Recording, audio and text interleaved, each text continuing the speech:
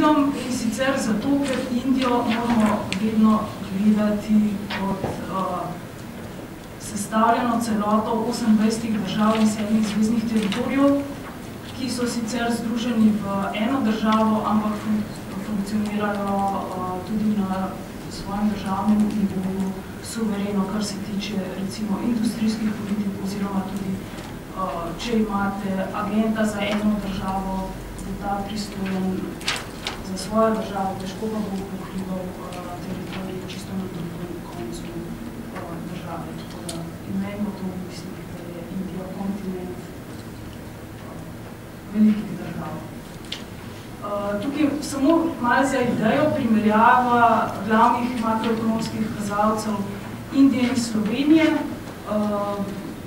Mogoče so nekatere številke presenetljive, druge pa tudi ne. Predvsem, mislim, da bomo to zelo relativno gledati. Presenetljivo je recimo za moje pojme to, da Slovenija izvozi 25 milijard evrov letno, medtem ko jih Indija izvozi samo 200 milijard. Človek bi si predstavljal, da za tako enormno državo pač stoji tudi enormni izvoz. Percepcija je napačna. Indija je bila dosti časa precej zaprta država, predvsem do leta 1991, ko so se začele glavne ekonomske reforme. Se država sicer začela odpirati v svet, ampak je še precej rigorozna tudi 10 in več let kasneje. Bila je pa tudi precej samooskrbovalna država, pa konec koncev, ko smo bili člani gibanja neuvrščenih velik trgovanja, se je odvijalo izključno med temi državami, članicami neuvrščenih.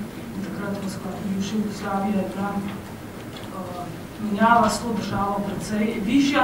Zdaj pa Slovenija počasi prihaja na, kako mi rečem, na nivo, ki ga je dosegala pred osamosvojitvijo oziroma razpadom tega gibanja neuvrščenih.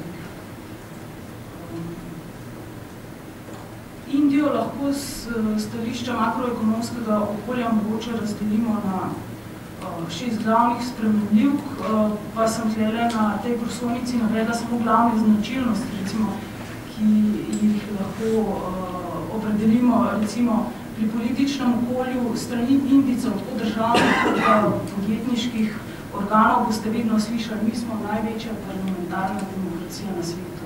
Se pravi, tukaj je svoboda tako medijev, tako raznolikost političnih strank, kot tudi raznolikost poslovnih priložnosti. Hkrati pa je tudi kako naj rečem, tempo, ki ga narekuje ta parlamentarna demokracija tak, da so reforme politične ali pa gospodarske marsikdaj malo počasnejše, kot so v kakšnih enopartijskih sistemih ali Kitajske in tako naprej. Kar se tiče samega gospodarstva, gospodarstvo raste zadnjih 10 let, praktično po stopnji 8% plus na letni ravni. Kar se tiče srednjega potrošniškega razreda, ki danes troši tako dobrine, ki so značilne za indijsko prebivalstvo, kot tudi zahodne dobrine, obsega danes 300 milijonov potrošnikov. In že leta 2025 bo ta država postala 5. potrošniški trg sveta, na kar moramo računati tako stališča končnih potrošnikov, pa tudi industrijske potrošnje dobave. Kar se tiče števila prebivalcev, tudi to ni za zanemariti, Kitajsko bo prehitela leta 2050. Mogoče še tale opomba, trenutna potrošnja, pa tudi napovedi za prihodnost so take, se generira predvsem na račun dviga kupne moči, ne pa na račun povečevanja števila prebivalcev. Kar se tiče tehnološkega okolja, ki je tukaj napisan po črko T, indijski trg delovne sile vsako leto navrže skoraj 500 milijona novih, visoko izobraženih, angleško govorečih inženirjev, marsikdaj so se šolali tudi v tujini, oziroma njihova mentaliteta da je povezana z zahodnimi kulturami, pa prilagojena indijskemu življenju, da ne bomo vse tako poenostavili. Mogoče glede davčnega okolja bi rekla to, da glede na raznolikost držav in pa številnost držav znotraj kontinenta je tukaj tudi davčni sistem precej razvejan, zelo zakompliciran, tudi DDV, ki ga zdaj uvajajo, je uveden v določenih državah, ni pa še na nivoju celotnega kontinenta. Ampak se trudimo, da v prihodnjih 2 letih naj bi to bilo poenoteno. Zakaj to omenjam? Zato, ker že enostavno, ko boste izvedeli prvi izvoz, ali pa še mnogo kasneje, se te kalkulacije, se pravi, kako prije do končne cene izdelka, ki se vam pasira, če vam prihajanje partner ne pomaga kaj preveč, do te kalkulacije se kar težko dokupite. Namreč, štartate okej carina, ali pa še ta drav, pa nizgi drav, pa na storitve in tako naprej. To je res kompleksno, tle rabite enega zamestnika indijskega svetovalca, ki vam bo čist definitivno ceno povedal. Osnovno ceno pa ne znamo tudi povedati, kar se tiče dejatov, pa razne baze po internetu, dokončni cene bo kar povedati. Kar se tiče naravnega okolja, pa seveda z porabo energentov raste tudi izpust CO2 in tako naprej. Je pa zanimivo, da so oni zelo napredni pri iskanju rešitev za uporabo alternativnih virov energije. Vse govorite tudi iz publike, lahko bo čisto konkretno povedati za svoje področje. Ampak kaj presenetljivo? Letišče s kontinent, enormno število vetrnih elektrarn je posejanih recimo v južnem delu Indije. Bom rekla, več kot jih vidiš v Nemčiji, čez avtocesta, pa v Avstraliji, določenih ljudi. Tudi mnogo avtomobilov, ki se vozijo po mestih, se vozijo na naravni plin in tako naprej. Skratka, se trudijo, čeprav, ko boste videli ti smog, in te zadeve, je pa percepcija, ko imaš na prvi pogled, kar precej drugačna oziroma je kar huda izkušnja. Ampak so nekako pripravljeni, da to zmanjšajo.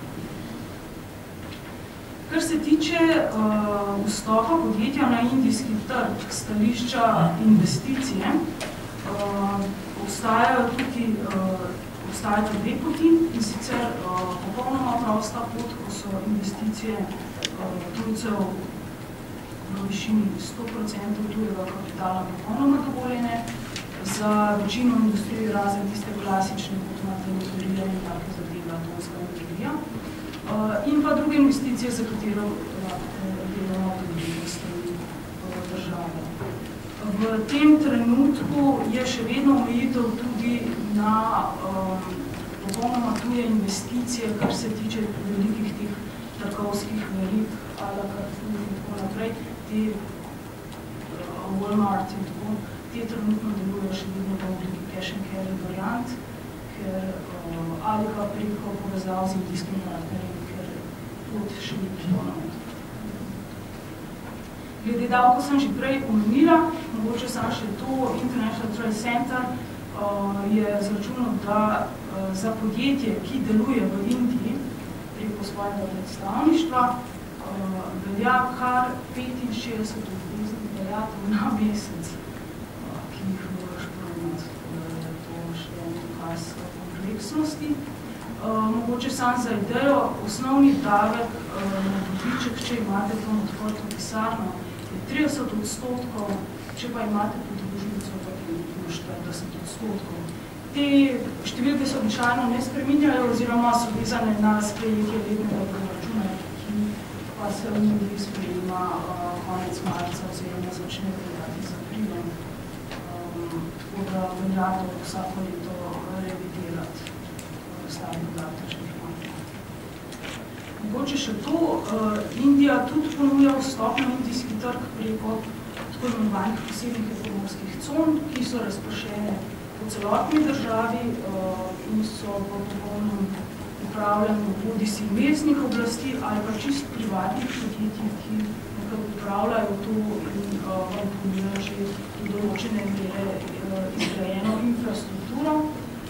Zakaj to govorim? Zato, ker če greste recimo izven con, sicer dobite mogoče na prvi pogled cenovno bolj ugodne ponudbe, ampak recimo imate lahko 4-krat letno take poplave, da vam trpi proizvodna, lahko imate izpade elektrike 3-krat na dan, medtem ko jih imate recimo coli samo 1-krat na dan, kar se tiče teh stabilnih razmer. Za operativno izvajanje proizvodnje je treba biti kar malo potrbožljiv oziroma pri tej kalkulaciji upoštevati malo časovne komponente, da je to vse vedno gladko in tako naprej. Kar se tiče stroškov dela za primerjavo, so mednarodne inštitucije delale kalkulacijo za 5 osnovnih poklicov od delavca, ki upravlja ročna dela, do inženirja vodstvenih delavcev in so zračunali, da je strošek dela v Indiji v povprečju 7% stroška ameriškega delavca. Za primerjavo strošek na Kitajskem je še enkrat večji. Tukaj imam napisane trgovinske sporazume iz preprostega razloga, zato če vstopite na ta trg, imate potem tudi neposreden dostop do vseh teh trgov, s katerimi ima Indija sklenjene bodisi prostotrgovinske sporazume, kot to velja z bližnjo Šrilanko, Japonsko, Izraelom, Malezijo, Indonezijo in tako naprej.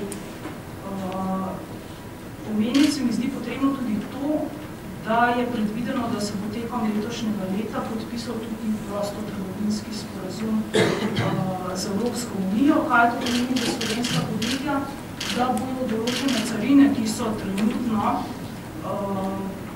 katerih trenutno maksimalna stopnja za industrijske proizvode znaša 10%, se pravi v perspektivi odpravljene. Bojo pa tukaj ostale barijere podvečano za kmetijske proizvode in pa prehrambene proizvode.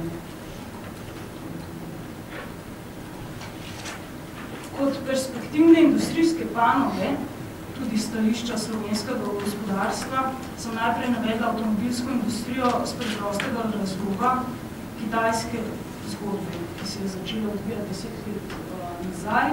In to so bila slovenska podjetja z področja avtomobilske industrije dejansko prisiljena strani nemških kupcev, če želijo ostati v dobaviteljski verigi, da pač proizvodno selijo na Kitajsko.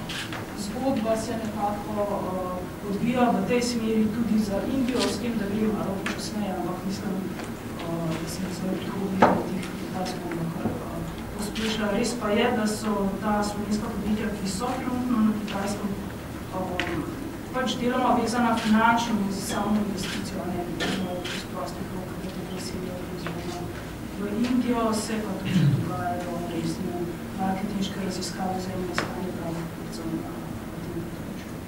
Inženiring je naveden tukaj pod številka 2. Z veseljem lahko povem, da je tudi prišla pobuda strani slovenskih inženiring podjetij, da bi se še tekom tega meseca predvidoma formiral konzorcij slovenskih inženiring podjetij za nastop na indijskem trgu. Tako da predvidevamo, da bomo 24. tega meseca sklicali operativni sestanek s podjetji, v Belju bo se prijeli tudi v kratkem, na katerem bojo vsa podjetja pozvana, da pač na kratko predstavljajo svoj poslovni model in to predvsem videnje, kako funkcionirajo sklopu tega konzorcija. V štartu je mišljeno, da sodeluje 4 do 5 slovenskih inženiring podjetij ali pa pač podjetij, ki se nekako vidijo v tej zgodbi. Začetnega ustanovljanja teh podjetij. Čez pal smo ocenili potem, da stroški delovanja tazga slovenskega konzorcija na letni ravni bi bili cirka 100 000 evrov. Upamo, da bi tudi država lahko finančno v samem štartu pomagala predvideti. Sem pogledala na tisto stran, ker so predstavniki države tako se razporedili. Kar se tiče biotehnologije, seveda Indijci so tukaj močni s svojim razvojem, nizkimi stroški razvoja, potem tudi infrastrukturo, tem inkubatorje, ki jih imajo poslovni in tako naprej, vse usmerjene v načetine tehnologije. Zaenkrat nekih konkretnih povezav na področju Slovenije v večjem obsegu še ni prišlo. Med prednosti in trendi sem jih nekaj že omenila, nisem pa še izpostavila, da je pač Indija tudi dobro locirana, če želite poslovati ne samo z Azijo, tudi na Afriko, ni treba pozabiti. Tudi Afrika se odpira in mogoče samo zgodba slovenske firme Petra Machines, gospod Rubi, mogoče se ga spomnite še prej, delal v Soft Labu. On ima zdaj svoje joint venture podjetje, ki je bazirano v Chennaiu, to je na vzhodni obali Indije, za proizvodnjo rezalnih strojev. On te stroje proizvaja in dobavlja, se pravi, za indijski trg, naredil je pa tudi že prvi posle za Južno Afriko, da se da. Tam deluje pa leto in dvoma. Ne smemo pa zanemariti tudi ogromnih investicij v indijske infrastrukturne projekte in sicer država bo v prihodnjih 2 letih namenila kar 500 milijard ameriških dolarjev, bodi si za izgradnjo cest, mostov, pristanišč, kjer se seveda posredno vidi tudi vpliv za inženiring firme plus potencijalno seveda tudi za gradnje, čeprav vidimo, kakšne zgodne se nas. Ne smemo pozabiti pa tudi na konkurenco, tam so že osnovni globalni igralci prisotni. In mi ocenjujemo, da čas je še vedno pravi za indijski trg, ampak ne bo več dolg, čez 10 let bomo težko konkurenčni. Na tej prosojnici sem se osredotočila na medkulturne razlike, ki jih je še kako krepko treba upoštevati, ko se dogovarjamo za posle ali pa že enostavno, ko potujemo v Indijo. In sicer Indijci čas dojemajo povsem drugače. Pred 10 uro na avgustu težko kakšen sestanek tam dobil, pa tudi, ko bo sestank, če pol ure zamudiš, to ni več posebnega. V bistvu niti naj ne bi užalil nekoga s tem, če bi pol ure zamudil. Verjetno bi lahko, če bi bilo, ali pa 1 uro in to naprej ne pripaditi. Se pa marsikaj dogaja tudi v večernih urah, kar se tiče poslovnega dogovarjanja. Še vedno se posle sklepa pač z ljudmi, ki delujejo v določenih omrežjih, ali pa te navezave ostajajo še naprej.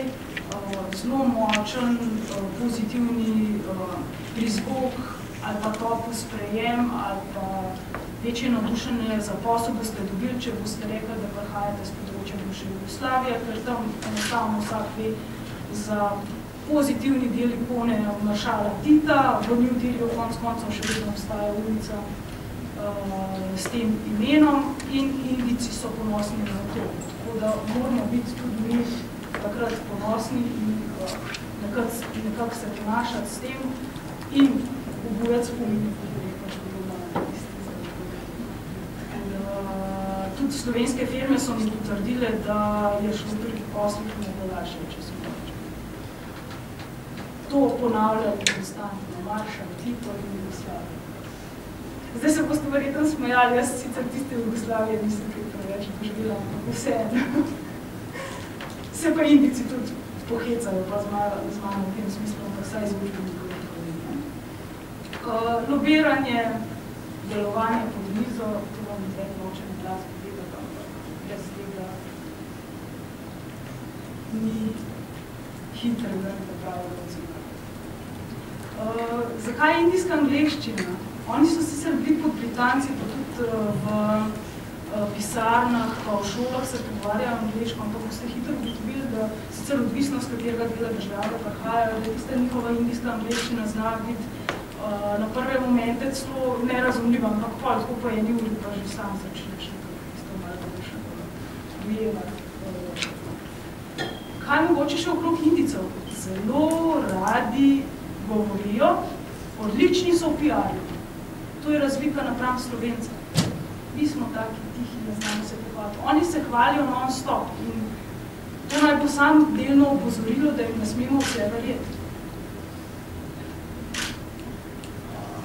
Se pravi, to plus, kar se tiče internetnih strani, tlej tako veste, da dokler nimaš osebnega stika, je boljš plačati, ne vem, 1000 evrov, recimo, za 1500 za pot tja, ali vam poskotil, pokaj pa na slepo, kaj trgujete z njih, še posebej, če želite kakšno plačilo in kaj. Tukaj je bilo že par slabih zgodb. Pa čistko, termine imajo malo drugačne. Military hotel, ne vem, tudi vegetarijanska restauracija. Moram biti več kompletno. Kako se pripravimo na poslovni obisk? Moje mnenje je, da pač, če si le lahko, si vzemimo par dni za vsako poslovno središče, ki jo obiskujemo. Enostavno pred odhodom bomo imeli potrjene, ne vem, 2 sestanka, ampak boste videli, ko priješ tja, ni konca, to kar mrgoli, ura je še 2 po noč, pa še to, pa še naslednji dan bi to, pa bi ga speljali tja. Tako da vedno ugotoviš, da bi to kar stegnil na nekih 10 dni v štartu, ne. Ampak ne, se vedno, običajno si vemo te dni nazaj, kaj je sposob, tako predamo. Upoštevati je tudi treba, da imajo oni to finančno leto drugače kot mi. In se pravi, takrat v marcu so predvsej zaposleni s prirejanjem tistih finančnih poročil in teh zadev, in to se nanaša tudi na potem kadre, mar se kdaj, tako da jih se takrat ni dostikrat po državi. Kar se tiče praznikov, kar naprej so kakšni prazniki, čeprav Indijci pravijo, da jih nimajo, ampak vedno boste najdeli kakšne pisarne zaprte. Čeprav to ne velja za poslovni sektor, so zelo business-minded in to 24 ur na dan. Šolske počitnice tudi ni za zanemariti z tega stališča, ker recimo začetek maja, ko se začne en val šolskih počitnic, marsikdo tudi od teh vodilnih pobegne v Evropo za 3 tedne na dopust. Zna biti včasih tudi podljivo takrat, koga zaradi tega ne piše. Ampak če si vezan na dogodek, to ne možno narediti. Podnebne razmere. Za Evropejce je nekako najbolj prijetno potovati med novembrom in koncem marca. Vse ostalo je zelo vroče, tako da to zadeva pa nekaj pripraviti. Malo tempo zmanjšati, malo oblačila prilagoditi in tako naprej. So pa Indijci, kar se tiče teh poslovnih srečanj, predvsem za moške, tudi zelo to neformalni. Razen, če imate kakšne sprejeme, se vede, tam suhnič, ampak na poslovno srečanje mrzdaji postopili tudi zaradi vremenskih razmer v srajcah. Mogoče si bolj tudi seveda pred potjo je potrebno urediti tudi vizum. Njihova ambasada je tukaj v Ljubljani, postopek je zelo enostaven in so tudi zelo prijazni, to ni nobenega problema. Vem pa, da indijski ambasador, aktualni je Žerom, zelo rad slovenske poslovneže povabi tudi na intervju, pa ne iz tega stališča, da bi ga zašel zdaj, a bo imel zelo denarja za preživljanje tam v Indiji, ampak predvsem, da ima neko informacijo, da slovenska podjetja delate ali pa načrtujete na tem trgu. Tako da ga moram v tem momentu zelo pohvaliti, je zelo poslovno orientiran in tudi marsikdaj vas potem obišče v podjetju, če bi tako želite. In vam urediti tudi kakšno srečanje v Indiji.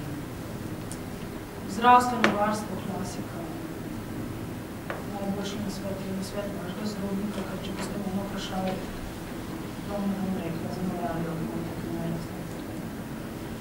Mogoče še časovna razlika je zelo majhna, 3,5 ure zdajle v poletnem času oziroma 4,5 v zimskem času. Komunikacija preko telefona pa tako laufa praktično tudi v naših popoldanskih urah, ker so oni navajeni običajno biti v pisarnah, priti kasneje in oditi kasneje. Tukaj sem informativno navedla, da pač strošek potovanja v Indijo je lahko tudi tak kot strošek potovanja v recimo neko nemško mesto, ki ni veliko povezave z Ljubljano. 700 evrov plus, veliko jih leti preko Turkish Airlines, Istanbula, drugač pa te klasične linije nemške, imate vsem tam več leta. Prihodi v Indijo so običajno v zgodnih jutranjih urah, medtem ko so odhodi običajno v teh urah 2 ponoči, 3 ponoči. Tisti zadnji dan, ko ste v Indiji, še cel dan lahko izkoristili za sestanek. O priložnostih za slovenska podjetja smo že prej tudi kar nekaj rekli, mogoče se dotaknem še ravnanja z odpadnimi vodami. Oni imajo pomanjkanje pitne vode in se trudijo, da bi skrbno nekako ravnali tako sanitarno vodo, kot tudi vodo, ki jo uporabljajo za pitje. Vzam sem ravno National Geographic tudi videla, da so celo nočno roso zbirali v neke zbiralnike in tisto potem uporabljali za zanimanje bližnjih podnikov. Tako da tukaj je sigurno perspektiva, tehnologij pa nimajo lastnih še, ki se tiče panoge. Mogoče še glede informacijske tehnologije, kaj delajo druga evropska podjetja, ki precej uporabljajo indijski outsourcing, bodi si za druga zdravniška mnenja, pravniška mnenja, računovodstvo, call-centre in take zadeve. Kar se tiče slovenskega gospodarstva, na tem področju se tehnologijska še ne zgodila. Pa zdaj vsakič, ko srečam indijske poslovneže, vedno pravijo tudi, da je enormna prilika tudi za končne proizvode, ala tipa bela tehnika, se pravi te, ki so visoko cenovni proizvodi, in pa tudi konc koncev hrana, čokolada, Coca-Cola je na slabem glasu, ker so nadaljen pesticidi v lokalni vodi, bi lahko tudi slovensko. Tukaj je samo kratek grafični prikaz, kar se tiče blagovne menjave med našima državama. Kot vidite, je zadeva v porastu. Tukaj pa sam za idejo, kaj izvažamo, kaj uvažamo. Z opombo, da je razpršenost blagovne menjave precej omejena na par blagovnih skupin. In vsi si prizadevamo, da bi se te blagovne skupine v perspektivi tudi povečale.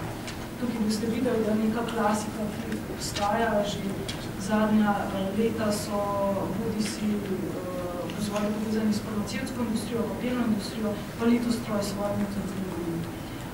Zakaj sem dala tole sliko strukturo slovenskega izvoza? Zato, ker mi je všeč predvsem to, da delež visokotehnoloških proizvodov v slovenskem izvozu močno narašča. In za zadnje razpoložljivo obdobje, leto 2009, ko sem delala to analizo, je kar 45% slovenskega izvoza odpadlo na visokotehnološke proizvode, oziroma beri na litostrojeve trgovine. Tako da upamo, da bomo uspeli pripeljati še kakšne druge asortimalne proizvode v bližnji prihodnosti v takih grafičnih prikazih. Zdaj mogoče še to, kaj nudi Gospodarska zbornica Slovenije za področje indijskega trga. Imamo specializirano bazo ponudb in vprašanj za indijski trg, ki jo mesečno posredujemo na naše partnerske inštitucije. Kdo so partnerske inštitucije?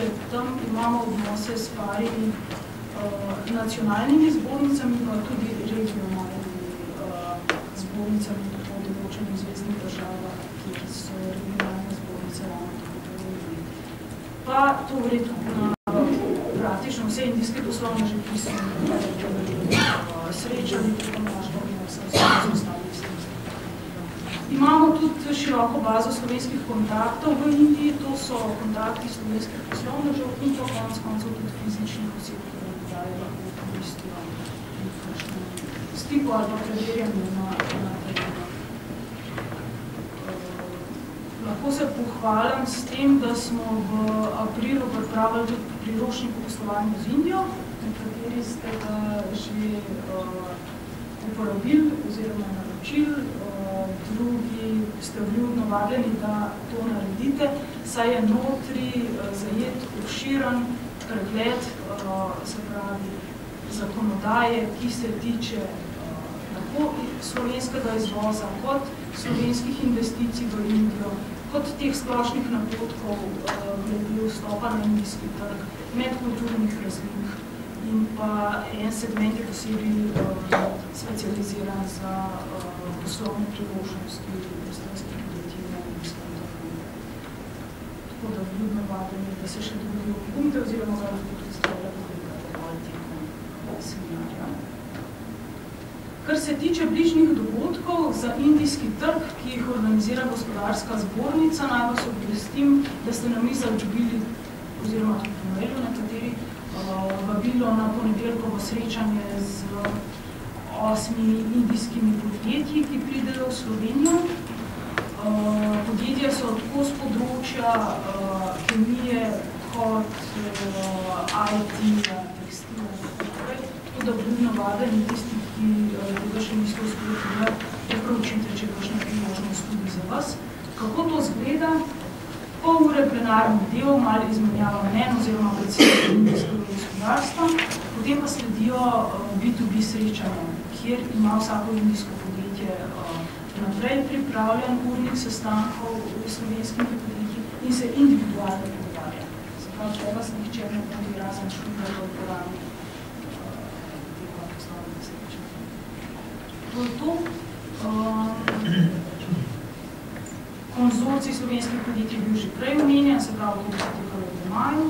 Obisk direktorjev slovenskih podjetij nameravamo storiti v mesecu novembru. Kako to zgleda? To je deloma poslovni program, deloma pa tudi program spoznavanja praktično države. Ker menimo, da dokler države ne poznaš tudi stavske sprišče, da vidiš, kako so funkcionirajo njihove operacije, tudi težje narediš posel. To je namenjen za tiste, recimo, ki se prvič odločajo za vstop. O priboščniku sem že povedala, tele je sam en segment, kako to izgleda. Malo sem navedla pa čist vlastnih izkušenj, ki sem jih tekom srečevanja z Indijci doživela in so se mi zdela zanimivo. Predvsem ugotoviš, da so Indijci zelo podjetniško usmerjeni, vedno kalkulirajo, bodi si gre to za posel ali pa če gre za nakup enega čisto enostavnega gospodinjskega aparata, recimo na Merkurju. Vse tehnične detajle hočejo gledati in pa pomembno je tudi za njih, da proizvod prihaja z področja da se radi pohvaljajo. Če so že bili tle, radi glasijo. Zanimiv se mi zdi tudi to, kako imajo vedno cel koš poslovnih idej, kaj vse bi se dali tudi v Sloveniji narediti. Tudi če te obišče na domu, že malo tam, če imaš, ne vem, nasad jablan, ja, zakaj pa ne bojiš, ne vem, mange. Ja, tukaj je malo drugačno. Ja, ampak vsem, pa svonka bi pa šla, ne pa tukaj. Najlepša hvala za pozornost. Sem vam na razpolago z veseljem za kakšne individualne konzultacije po seminarju ali pa kadarkoli. Hvala.